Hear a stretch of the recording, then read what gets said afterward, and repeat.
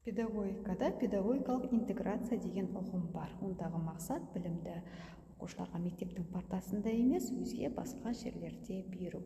Біздің бүгінгі қазақ тіліне қосымша сабағымыз мектептің партасында емес, оның спорт залында өтпекші. Сол себептен оқушыларға сәттілік тілеймін.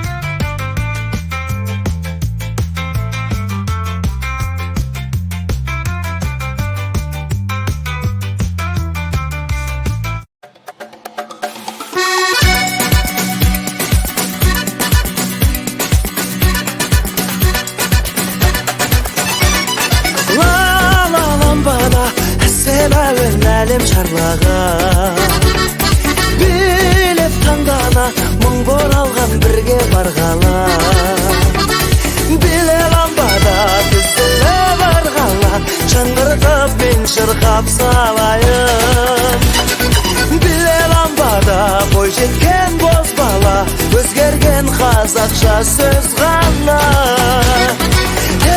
сол ламбада шатталып ырғағыңменен билеп жандана шаттанып сыңарыңменен биле ламбада тізіле барғала шаңғыртып мен шырқап салайын.